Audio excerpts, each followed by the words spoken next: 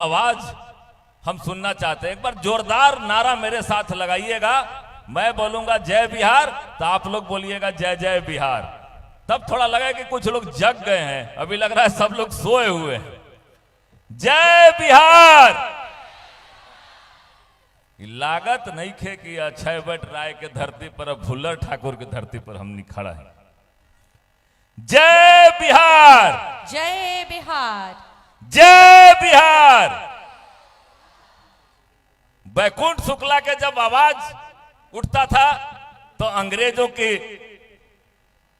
पैरों के नीचे से जमीन खिसक जाती थी। उस वैशाली की धरती पर, लोकतंत्र की जननी की धरती पर हम खड़े हैं, जहां द्वितीय धर्म परिषद बोध का हुआ था और बुद्ध भगवान का अंतिम उपदेश भी यही हुआ था। और जहां की माताएं बहनें हमारे बीच बैठी है, वो अमरपाली नगर वधु जब बुद्ध भगवान के साथ जुड़ी तो एक साध्वी अमरपाली के रूप में आई। और पूरे देश और दुनिया में आज भी अमरपाली का नाम अमर है। महात्मा बुद्ध के इस पावन धरा पर जहां विकास वैभव जी का कारवां आपके बीच आया है, परिवर्तन संभव है क्योंकि परिवर्तन करके दिखाने वाला कई बार ये साबित कर चुका है कि जब जो कारवां विकास वैभव ठान लेते हैं उसको करके ही दिखा छोड़ते हैं। वैशाली की इस पावन धरती पर हम लोग उपस्थित हैं, जहां बगहा के कुछ साथी हमको नजर आ रहे हैं। आप सोच नहीं सकते थे जब विकास वैभव का पटना के सिटी एसपी के बाद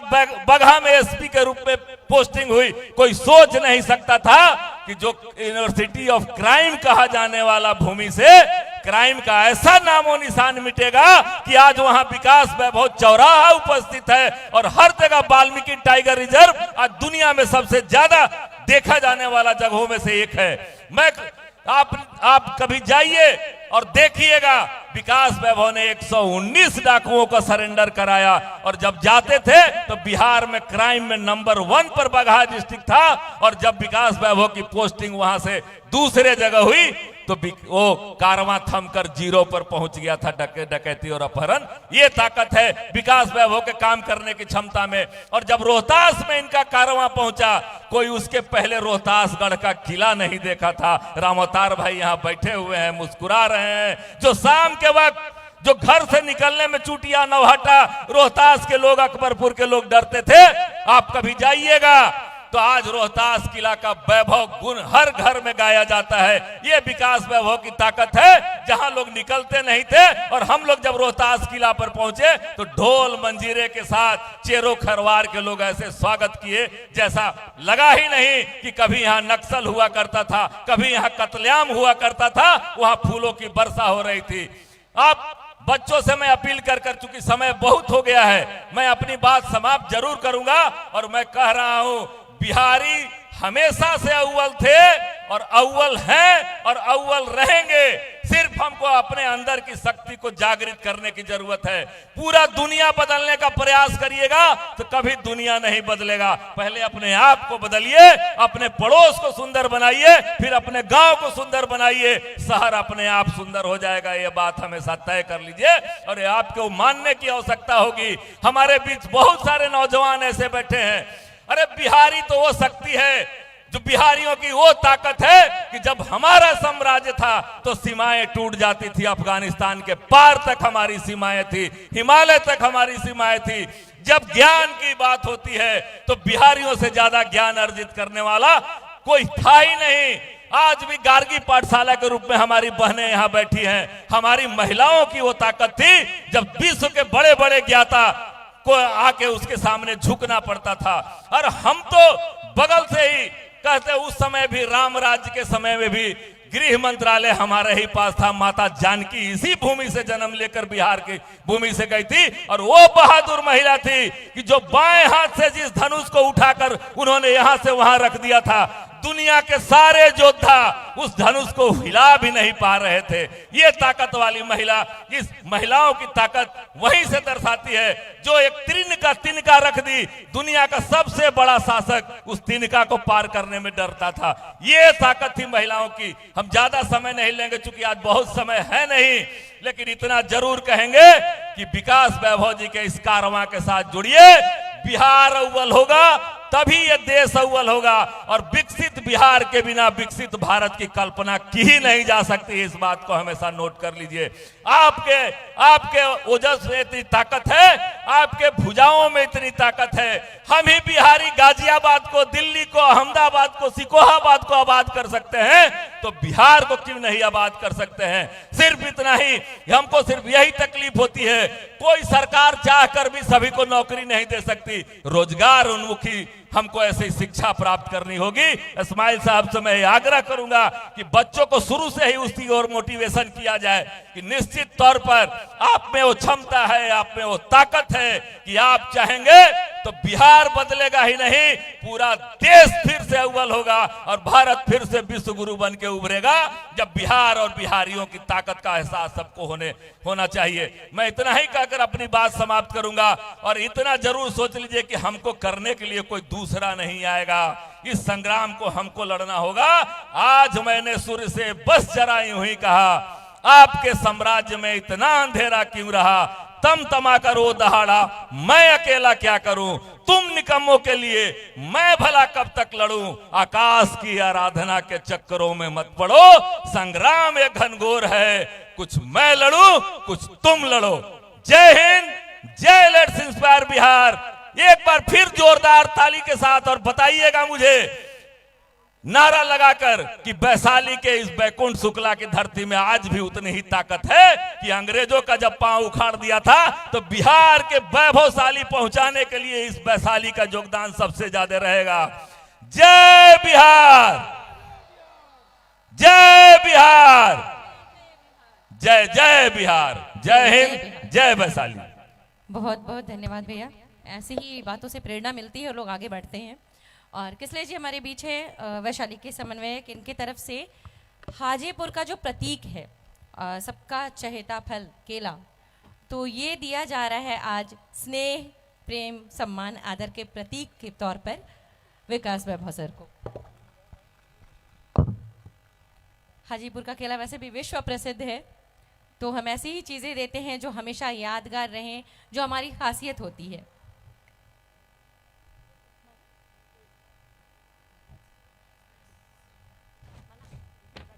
और इसके साथ ही एक विशेष प्रेम और आदर स्नेह दर्शाने के लिए ये 25 किलो का माला बनाया गया है सर के लिए। अच्छा, 101 किलो का, अच्छा सुनने में गलती हो गई। 101 किलो का माला है, तो ये संभालेंगे लोग क्यों सर? अकेले कैसे संभालेंगे? ये बहुत ही, ये दिखाता है कनेक्शन, जो कंसर्न है, जो लगाव, जुड़ाव और आदर सम्मान का ये प्रतीक। ये कितना भव्य दर्शाता है, इस हमारे प्रेम के आदर की भव्यता को दर्शाता है। कितना सुंदर दृश्य है ये। 101 किलो की माला से स्वागत किया जा रहा है सर का। बहुत बहुत धन्यवाद।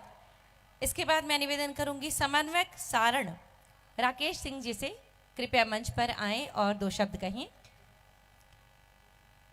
जी। बहुत बहुत आभार। आज वैशाली के धरती पर हम लोग नमस्ते बिहार के कार्यक्रम में उपस्थित हुए हैं।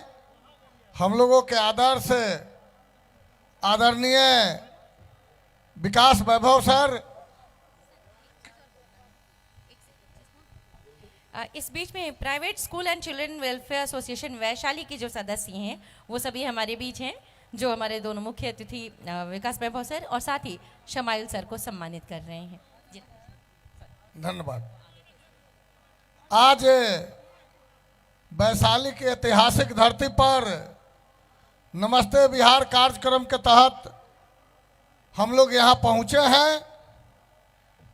वैशाली किसी मोहताज नहीं है किसी के लिए। वैशाली एक नया आयाम देकर यहाँ से लोगों को ऊंचाई पर पहुँचाया है। उसी ऊंचाई पे नमस्ते बिहार कार्यक्रम को आगे बढ़ाना है। एक शायर ने कहा था कि जिंदगी के रथ में लगाम बहुत है, अपनों को अपने के ऊपर इल्जाम बहुत है। शिकायतों का दौर देखता हूं तो रूख सा जाता हूं। लगता है कि उम्र कम है, इम्तिहान बहुत है। इस नमस्ते बिहार इम्तिहान को हम लोगों को जमीन पर उतार कर आगे बढ़ाना है। उद्घोषक महोदया द्वारा कहा गया है कि समय का ध्यान रखा जाएगा। मैं बाबा हरिहर नाथ की कृपा से प्रार्थना करूंगा कि बाबा हरिहर नाथ इस मिशन को बिहार स्तर पर ही नहीं देश स्तर पर पहुंचाने का काम करे। बहुत बहुत धन्यवाद। बहुत धन्यवाद सर। समय की कमी है लेकिन अपनी बात जो भी है वो प्रेरक बात आप सबने इतने कम शब्दों में कही, इसके लिए सभी का धन्यवाद। और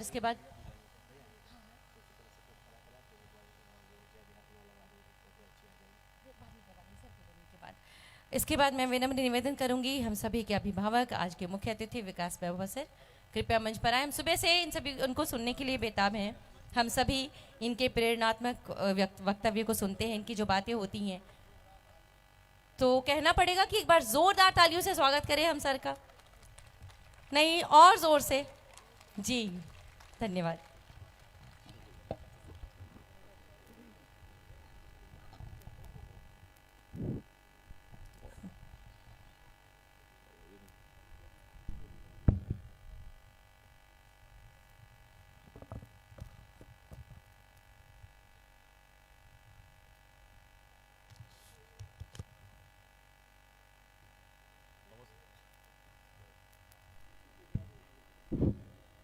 नमस्ते बिहार।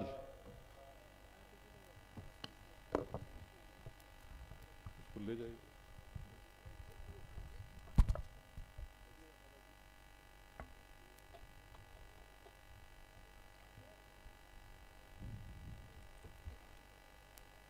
नमस्ते बिहार।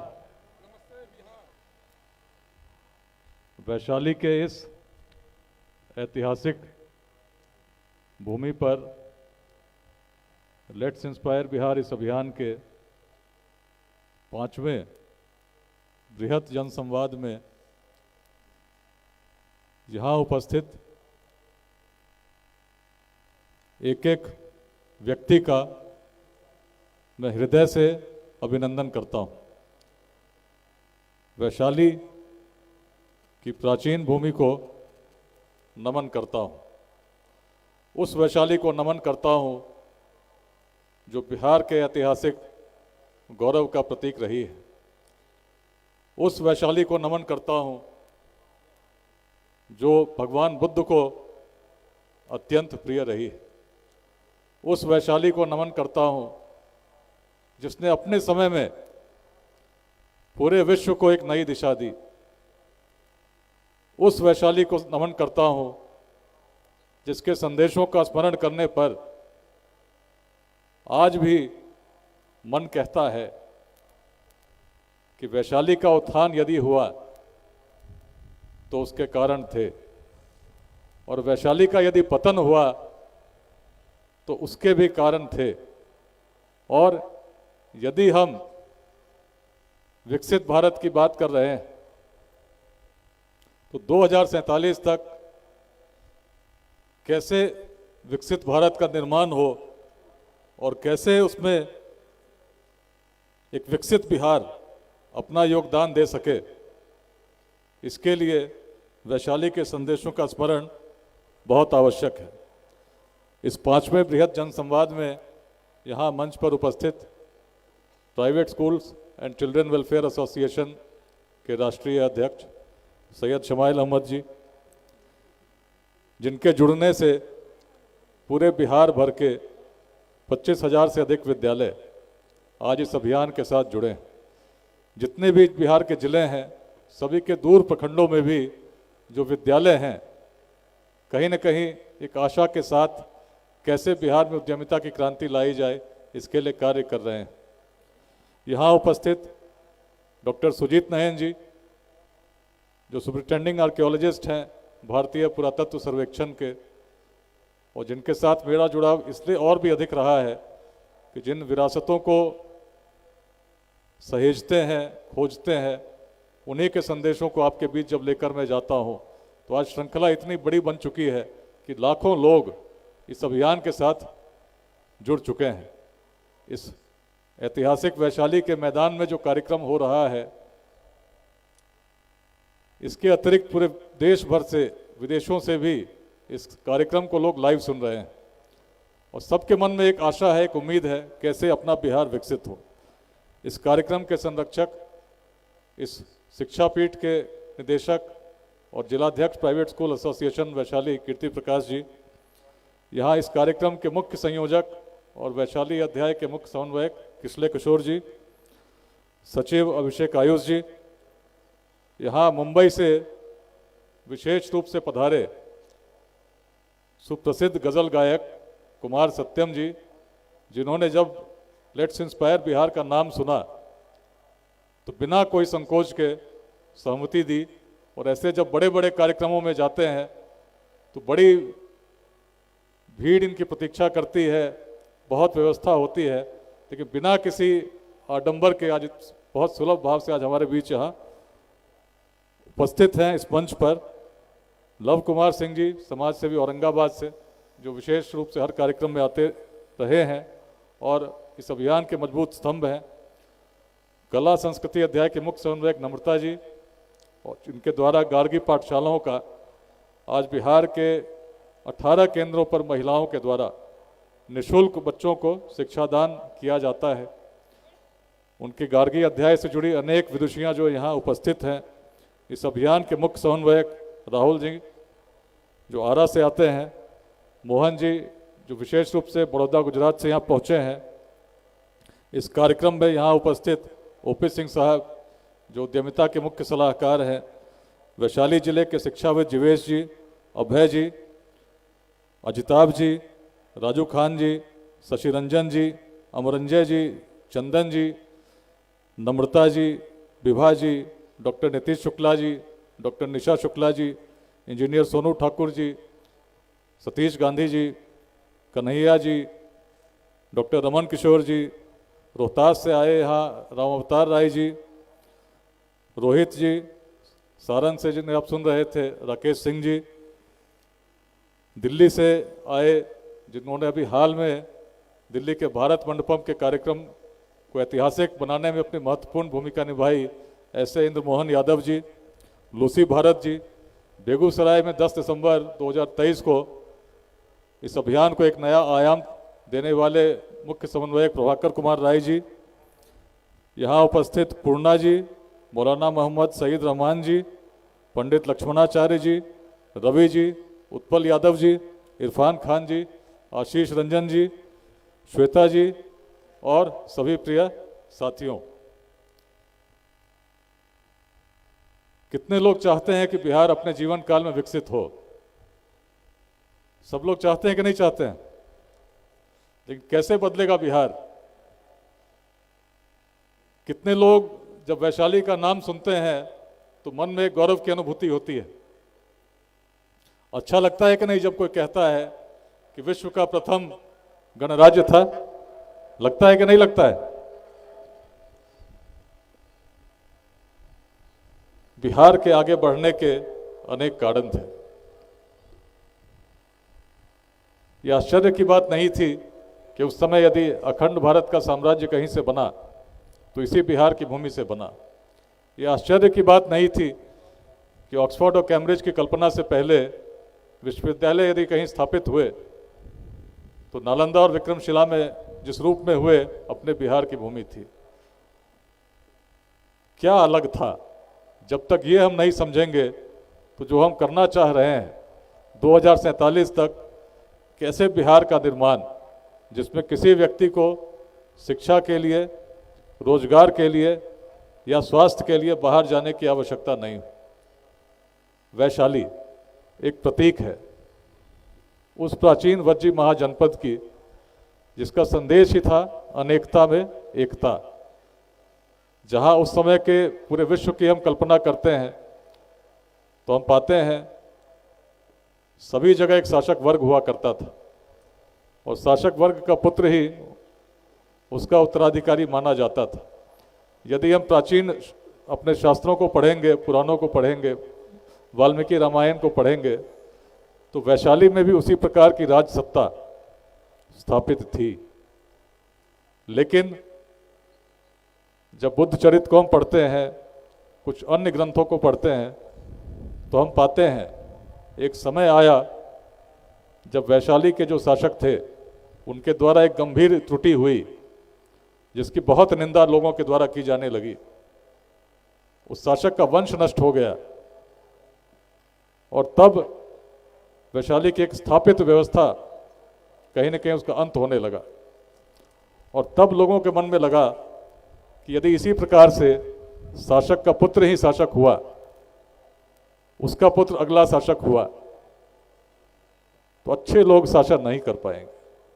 यदि केवल वंश के आधार पर शासन चलता रहा तो योग्य लोग तो शासन में आ ही नहीं पाएंगे।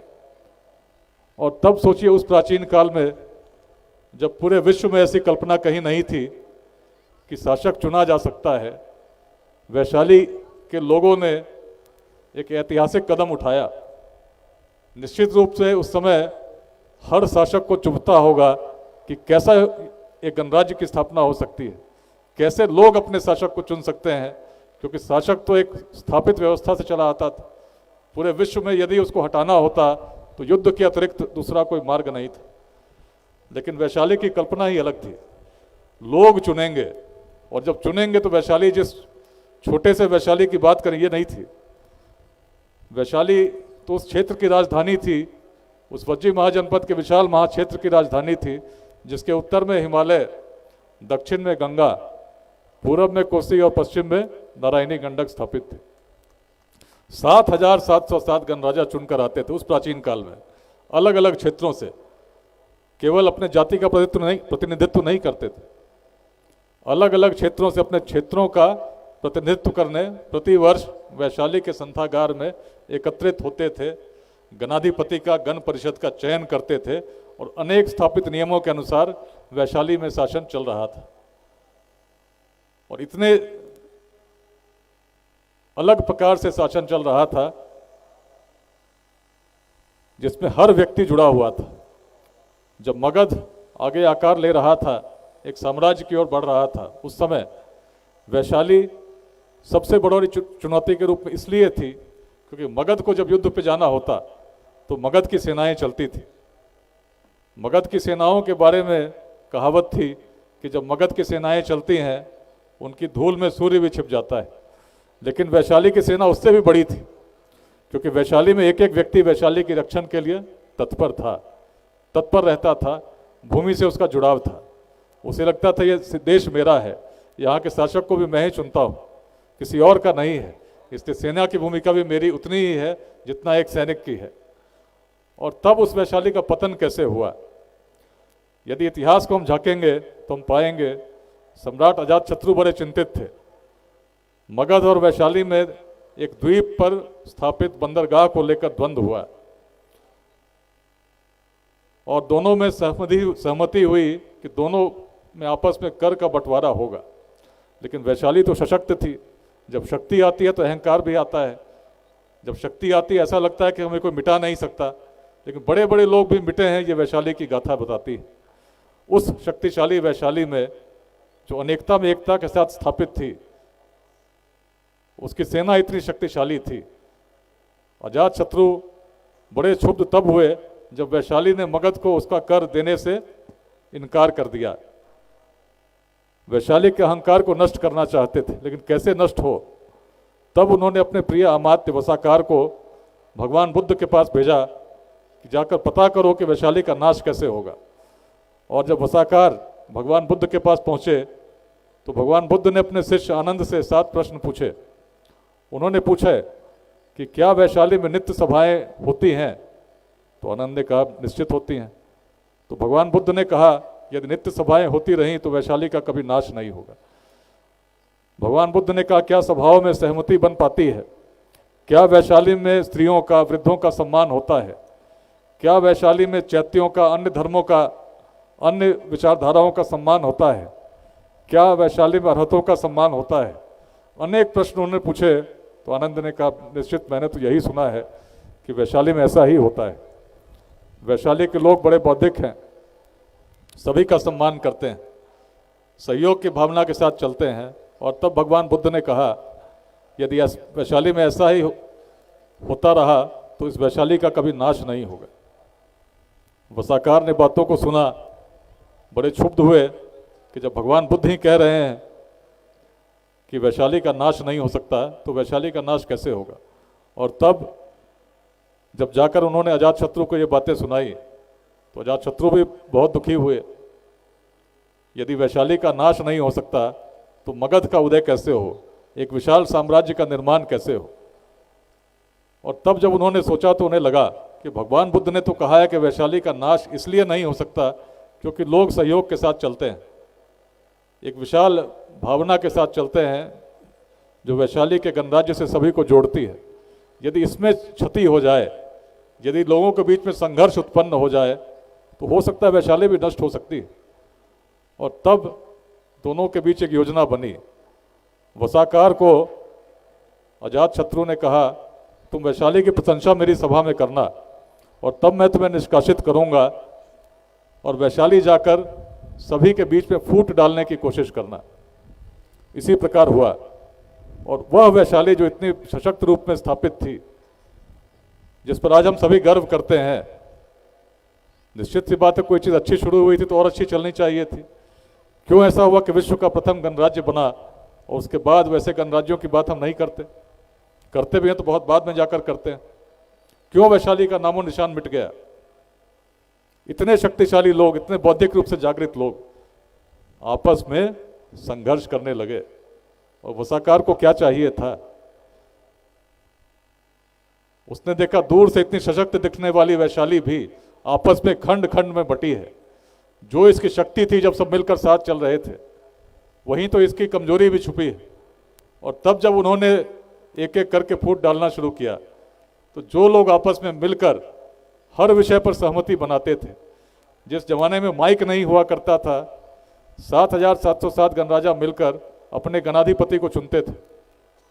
उस वैशाली में राष्ट्रीय विषयों पर भी, राष्ट्रीय सुरक्षा के विषयों पर भी सहमति नहीं बनने लगी।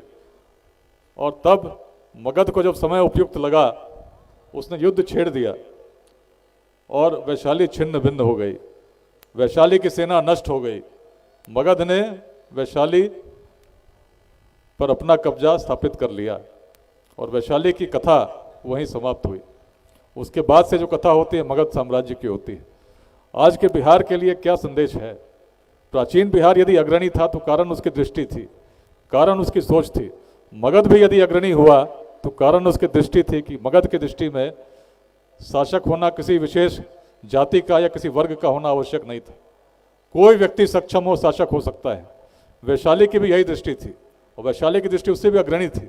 किसी वंश का होना भी आवश्यक नहीं है। यदि सक्षम है उसको चुना जा सकता है। अपने समय से अग्रणी सोच। मगध की दृष्टि यदि वैसी नहीं होती तो मगध में नंद वंश का उदय नहीं होता। वैशाली की दृष्टि ऐसी नहीं होती तो वैशाली में गणराज्य की स्थापना नहीं होती। लेकिन एक वसाकार सशक्त वैशाली को नष्ट करने के लिए पर्याप्त है। आज बिहार की कल्पना कीजिए, कितने खंड खंड में बटे हैं। कोई जाति के नाम पर संघर्ष करता है, उसके अतिरिक्त उसे कुछ दिखता ही नहीं। उसके रोल मॉडल भी उसी जाति के हैं, भले अपराधी क्यों ना हो। कोई संप्रदाय को लेकर चलता है, संप्रदाय का लक्ष्य उसके जीवन का सबसे बड़ा लक्ष्य हो जाता है। खंड खंड में बटी इस बिहार की भूमि को बांटने के लिए, तोड़ने के लिए अनेक वसाकार अलग अलग रूपों में उपस्थित हैं। किसकी क्या श्रद्धा है, किसका कितना स्वार्थ है, इसका भी आभास नहीं होता। देखिए हर जगह आप अगर देखेंगे तो कहीं ना कहीं वही वसाकार बैठा है जिसने सशक्त वैशाली को भी नष्ट कर दिया, जो आज हमें छोटे छोटे खंडों में बांट रहा है। बिहार को क्या चाहिए? यदि हम जाति और संप्रदाय के नाम पर संघर्ष करते रहे तो क्या हम 2047 में एक ऐसा विकसित बिहार बना पाएंगे जिसमें हर व्यक्ति को हम रोजगार दे सकें? 9 करोड़ युवा हैं बिहार के, हर मंच से मैंने कहा है, जिनकी उम्र 30 साल से कम है। 14 करोड़ की बिहार की जनसंख्या है। यदि 9 करोड़ युवाओं को रोजगार देना हो, सरकारी नौकरी से तो हम दे नहीं सकते।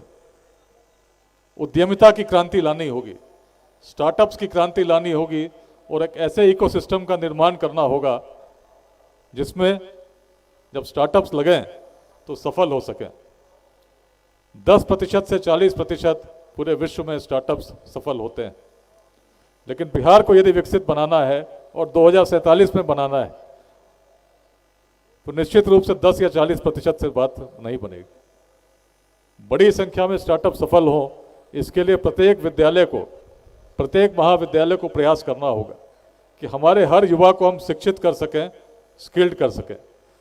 हमारे लेट्स इंस्पायर बिहार इस अभियान में ऐसे लोगों को हम लोग जोड़ने का प्रयास कर रहे हैं जो बिहार को कुछ देना चाहते हैं। इसीलिए गार्गी अध्याय में भावना जी बैठी हैं, नम्रता जी बैठी हैं, अनीता शर्मा जी बैठी हैं, प्रीति जी बैठी हैं। अपना समय आज कोई किसी को देना नहीं चाहता, लेकिन सभी विदुषी महिलाएं अपना समय निकालकर उन बच्चों के लिए पढ़ाने जाती हैं जो वंचित हैं। क्योंकि यदि किसी जाति, किसी संप्रदाय का बच्चा आज शिक्षा की ज्योति से वंचित रह गया तो कैसे बिहार विकसित होगा। सिवान में आइडियल 40 का बैच पिछले 3 वर्षों से चल रहा है। 40 गरीब बच्चे उसमें पढ़ते हैं। अभी हाल में प्राइवेट स्कूल एसोसिएशन के कार्यक्रम में हम लोग सम्मिलित हुए। सिवान में शायद शमाइल अहमद जी भी थे, अनेक शिक्षक आए, अनेक डायरेक्टर्स आए।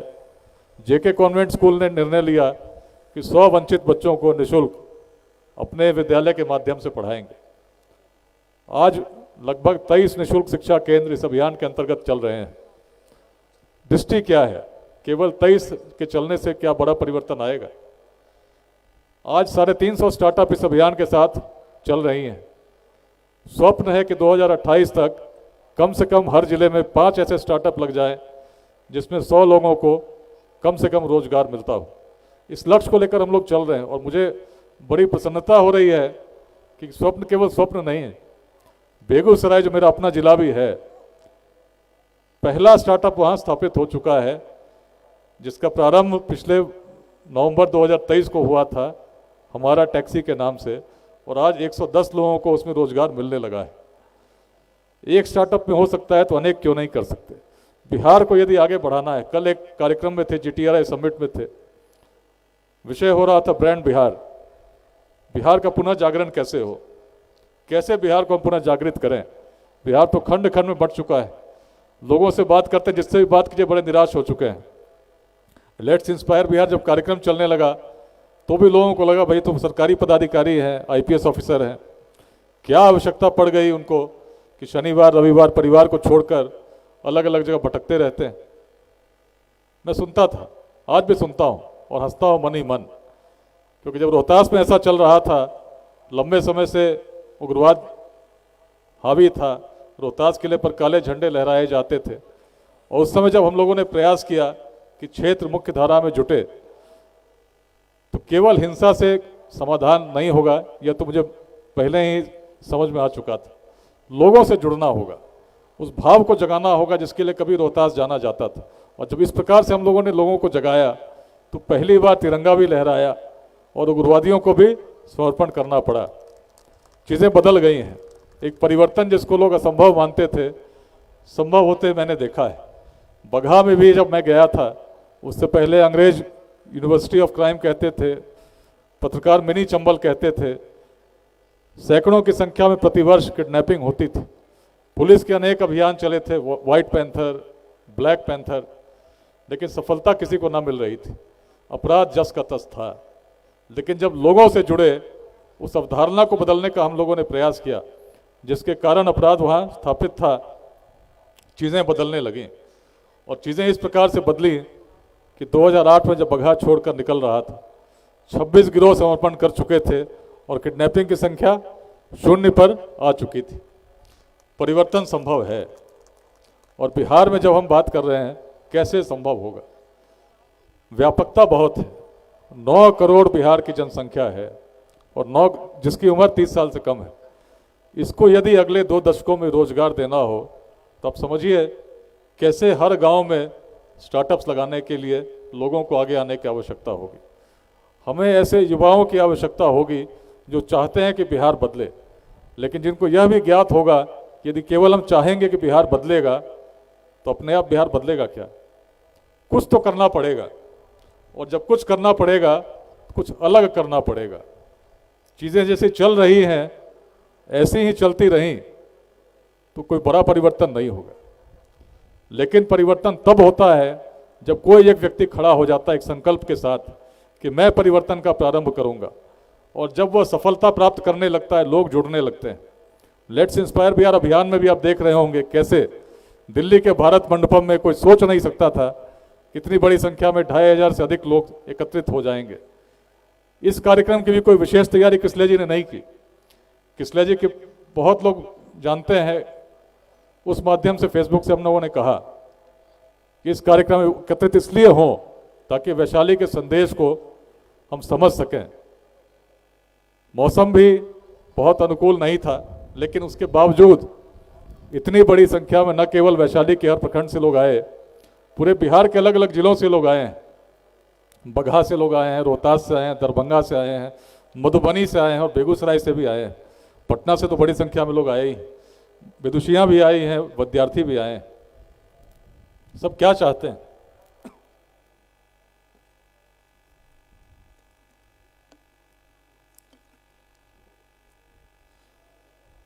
सभी चाहते हैं कि बिहार विकसित हो, लेकिन बिहार विकसित होने के लिए दो तरह से काम करना होगा। एक तो जो विशाल जनसंख्या हमारी है, सभी को मिलकर प्रयास करना होगा कि अगले 2 दशकों में यदि 9 करोड़ लोगों को रोजगार देना है तो कोई व्यक्ति शिक्षा की ज्योति से वंचित न रहे। व्यक्ति किसी जाति का हो, किसी संप्रदाय को मानता हो, शिक्षित हो जाए। और शिक्षित केवल डिग्री लेने तक के लिए नहीं, उसमें ऐसी क्षमता का, ऐसे कौशल का हम निर्माण कर सकें जिससे कि अपने लिए रोजगार का सृजन भी कर सके। आसान नहीं है, लेकिन लोगों को मिलना होगा, छोटे छोटे प्रयास करने होंगे, तभी हम इस विजन को मूर्त रूप दे सकते हैं, जो है विजन 2047, जिसमें पूरे विकसित भारत की हम कल्पना कर रहे हैं। यदि बिहार विकसित नहीं हुआ तो भारत कैसे विकसित होगा? और साथ में यदि हम सोचें कि इसको तीव्र गति कैसे दे सकते हैं, समय कम है, हम लोग 2025 में आ चुके हैं।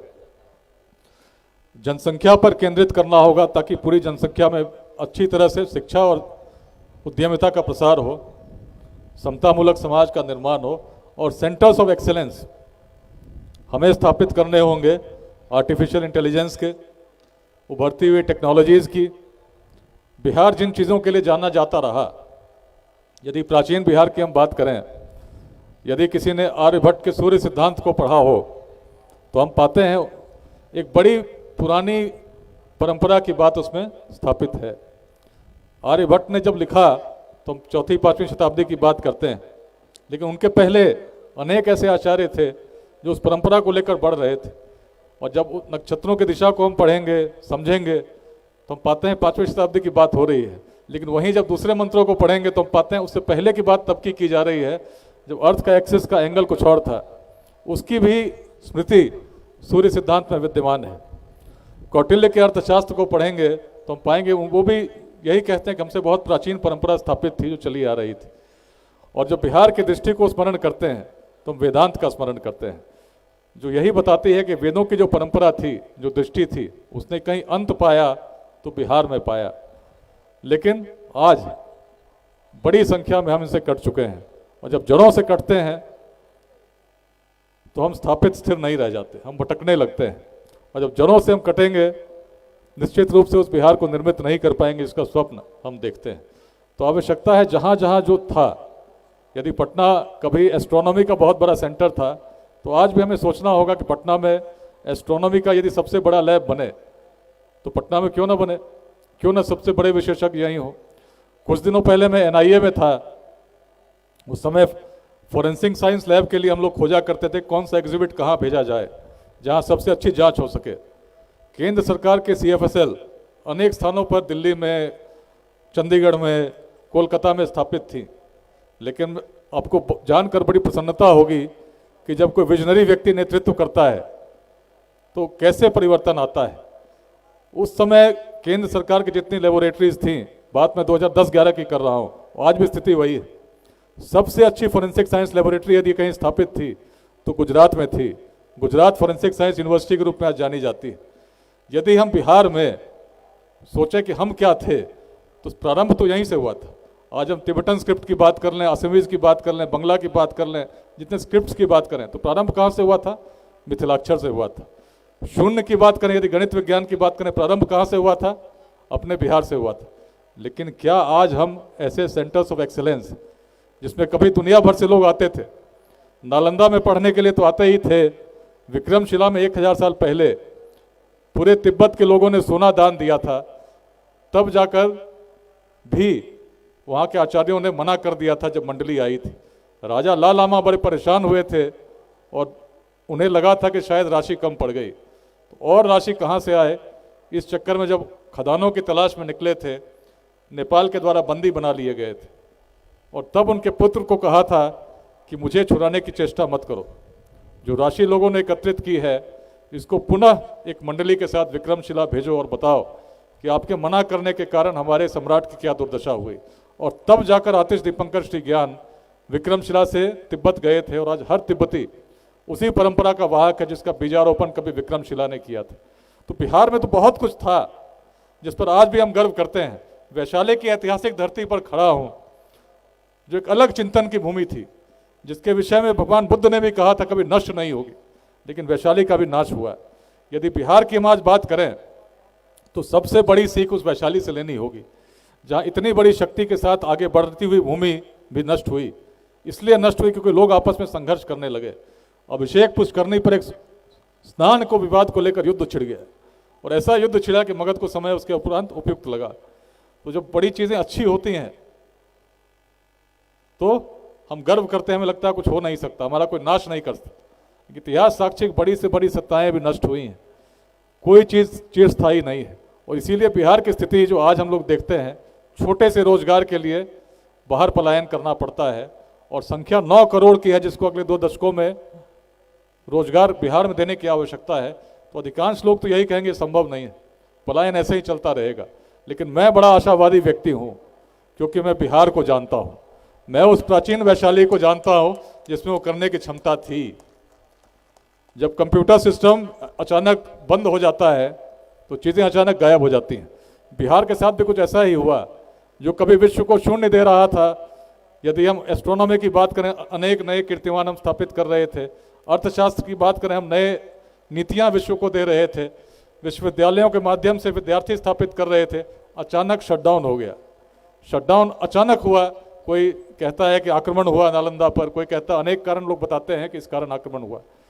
लेकिन आक्रमण होने के बाद भी बिहार आज भी उस रूप में विद्यमान है, अंशों में विद्यमान है। लोग तो वही हैं, उन्हीं पूर्वजों के वंशज जो ऐसा कर सकते थे। डीएनए तो वही है। जब कंप्यूटर शटडाउन होता है, हम रिस्टार्ट करते हैं तो धीरे धीरे धीरे धीरे खुलने लगता है।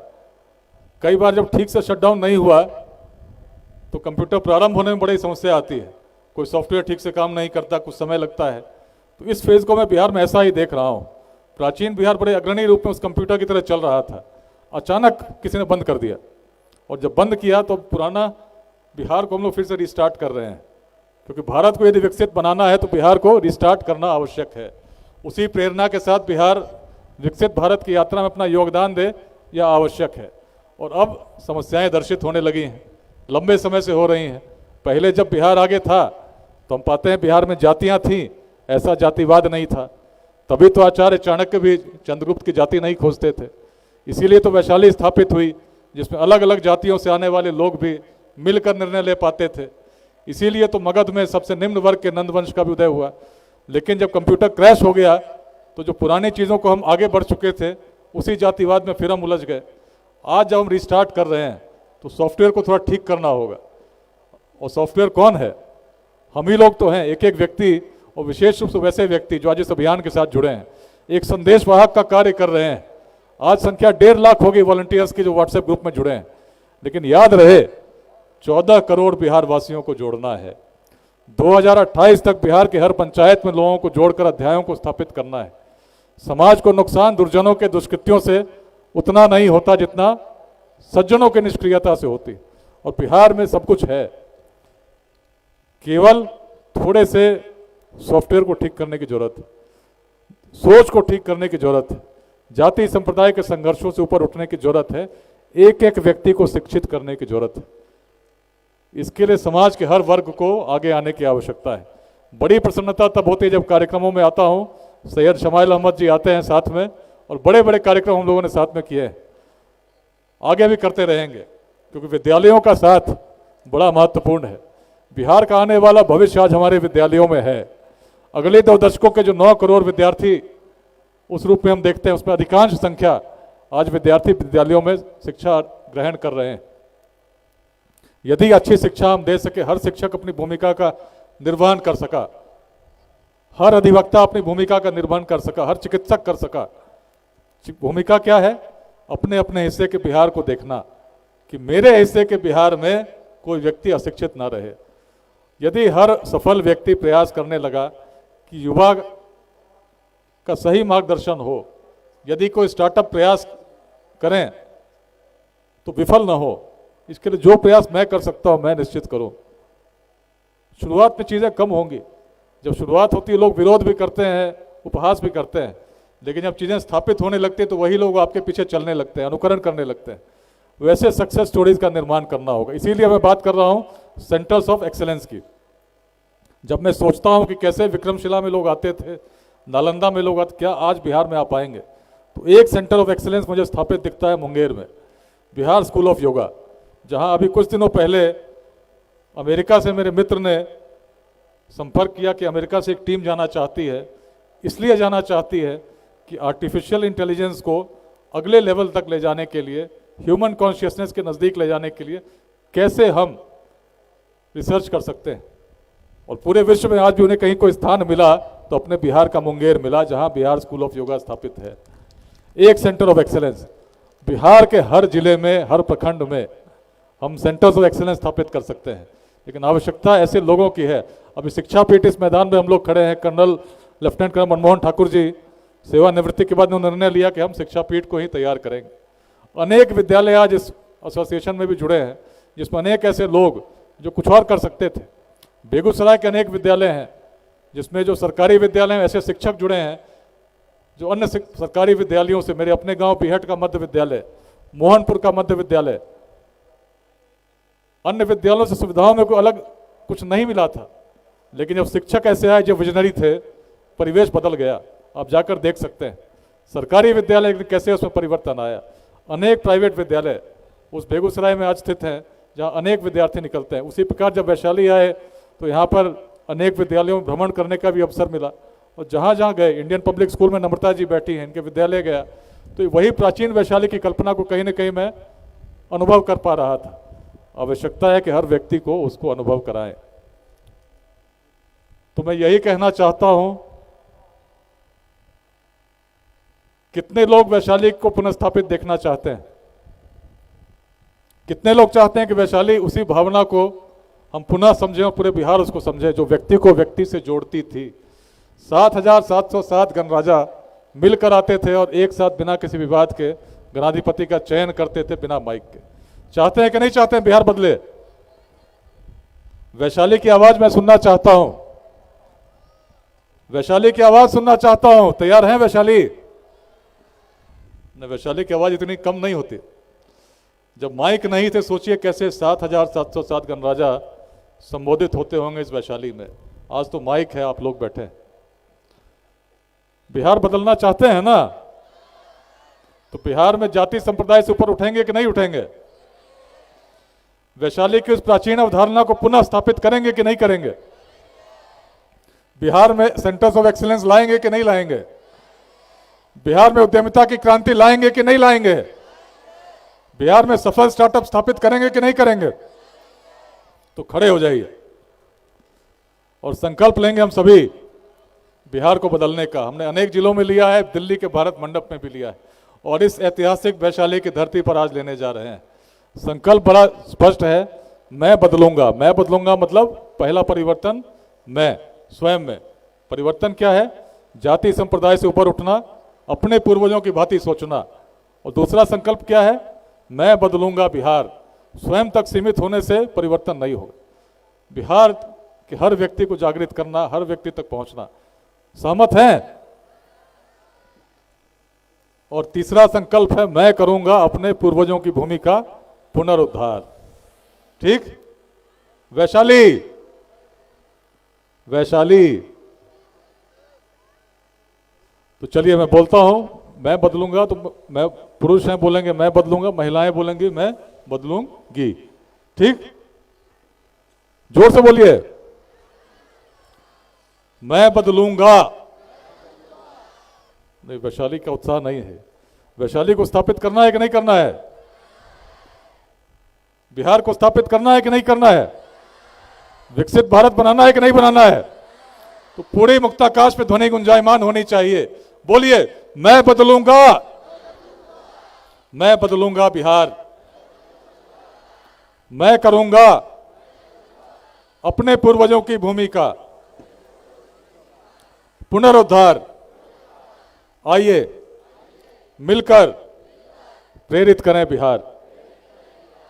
जय बिहार, नमस्ते बिहार, धन्यवाद, जय हिंद।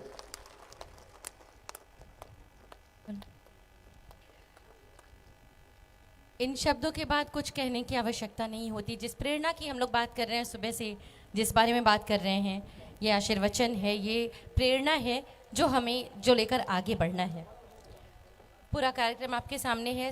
कुछ सांस्कृतिक कार्यक्रम भी हैं, वो भी हम शुरू करेंगे। उसके पहले मैं निवेदन करूंगी lieutenant colonel Manmohan Thakur sir से, कृपया मंच पर आएं और धन्यवाद ज्ञापन करें।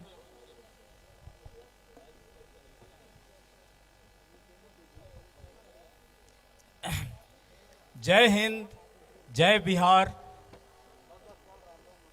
यहाँ पर उपस्थित मंचासीन हमारे मुख्य अतिथि श्री विकास वैभव जी और मंच पर उपस्थित सभी दूर दराज से, अलग अलग जिले से, पूरे देश भर से आए हुए सभी अतिथिगण, सभी स्कूल से आए हुए छात्रगण, उनके अभिभावक, इस बेहतरीन कार्यक्रम को अंजाम देने में जितने भी लोग शामिल हैं, मैं पुलिस बल को भी देख रहा हूं, सुरक्षा कर्मी सभी को और यहाँ पर उपस्थित सभी माता बहनों को मैं हृदय से धन्यवाद देता हूं कि अपना कीमती समय निकाल करके आप लोग आज इस कार्यक्रम में आए।